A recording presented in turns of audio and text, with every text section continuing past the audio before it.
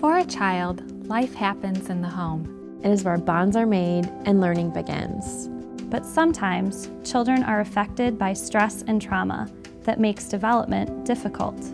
That is why Ohio Guidestone has developed Our home-based early childhood mental health program for children birth to age 6 years old. The relational patterns that we develop in our very young years continue with us for the rest of our lives. If those patterns are problematic, if they're impacted by hurt, neglect, abuse, then those patterns will remain as well. If we can help resolve those hurts and pains, then they won't impact that child later on. I really see the role of the therapist as being the bridge between the parent and the child's experiences and processes in therapy. The therapist is modeling and showing some different techniques to the parent and working with the child, but then fades back to the background of the scene and allows the parent to take over. We can intervene in the wide continuum of life's experiences with the child and the family to promote relationships, build pro-social skills, and decrease symptoms. The home-based environment gives us this opportunity to connect in a very comfortable and intimate level with our families. When they're in our office, they're on their best behavior. The children are not in their element, they're not comfortable, and so they're not going to be prone to behave normally. Then when we go into their home, we realize in the real world, they're still dealing with these challenges. In our early childhood population, we really have a dynamic assessment which incorporates a blended process. We have the psychosocial history, the Marshak interactional method of assessment, a sensory motor questionnaire, a child behavioral checklist, and the trust event survey to look at the traumatic events that may have been experienced. Another assessment that we use throughout the process is our child behavioral checklist. And this is a tool that was developed by Thomas Achenbach. It is 100 questions on a Likert scale that helps us to look at the child on a number of domains and gives us a really nice graph that will show us what problematic symptoms the child is having, and it compares them across children that are the same age and gender in our society. Another aspect of our assessment is a really fun element of assessment. We provide a play-based relational component, which is called the Marshak interactional method of assessment.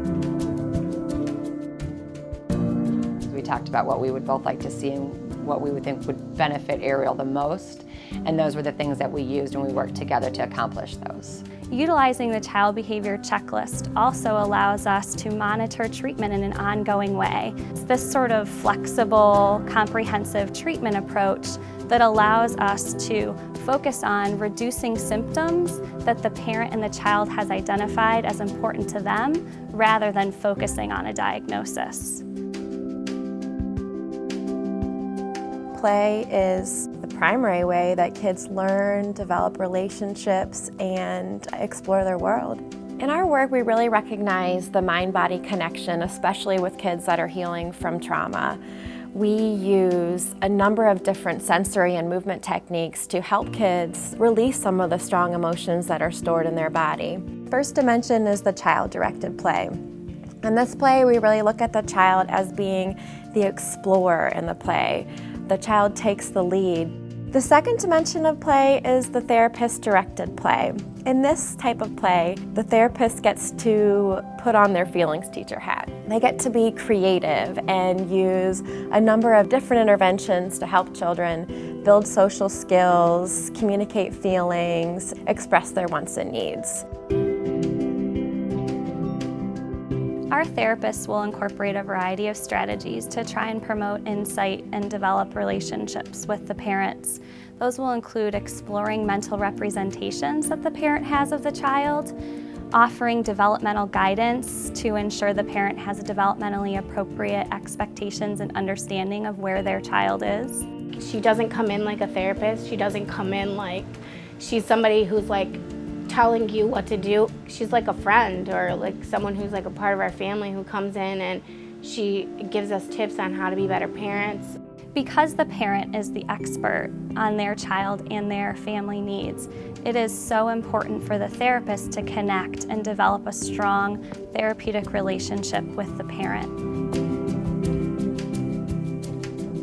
The relationship develops between the parent and therapist as they're experimenting almost with different interventions. And the home environment provides that opportunity to really try different things. Whatever type of therapy they're doing, like for the day, every bit of it, we interact with them. TheraPlay, the goals of this model are to increase attunement between the parent and child relationship, increase self-esteem within the child, replace negative behavioral cycles that might be happening, as well as to just help with emotional regulation. When we work with infants, we will often use infant massage as a technique to increase some soothing and predictable routines between a caregiver and a child. When a parent and child engage in infant massage together, there is this cascading effect that just washes over them and helps to calm them down and soothe them. Sometimes we are using our child-parent psychotherapy model, and this model is particularly useful with families who've experienced trauma.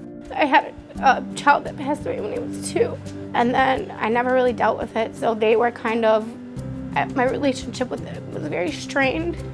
Sarah was in a car accident with my husband, and I was looking to put her in some kind of therapy program.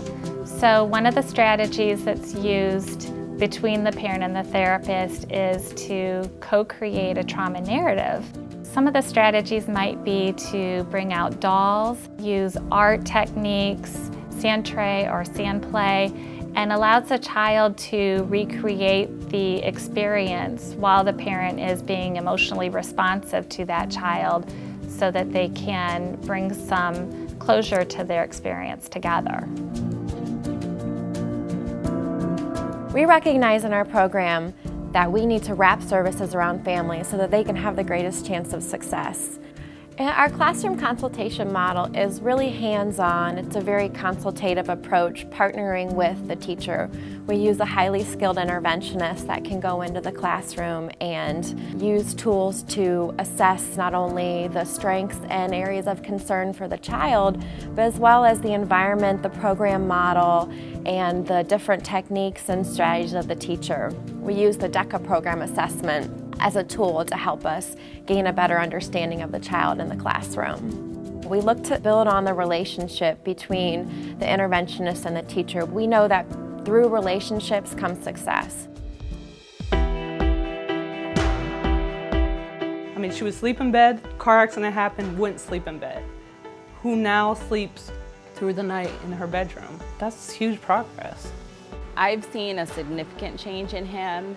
He has really opened my eyes about expressing feelings and accepting them. He is playing more and more with friends now. Before he just wanted it just to be him and playing alone, and now it seems like he's interacting well with kids. He was very kind of holding everything in, and now he knows how to express his behavior. Before we didn't know what to do. Like we had tried everything, we had tried timeouts, we tried everything, and she's given us different ways how to deal with his anger, and so their behavior is so much better now that they know how to handle and deal with their emotions and feelings instead of just lashing out. It's changed me tenfold, you know, emotionally, mentally. It's really helped me, and I've seen a 1 to 10 change in me. I've seen them change from just, you know, kids that had a lot of problems to kids that are excited and loving and caring, and I don't think that would have been possible without Ohio Guide Strong.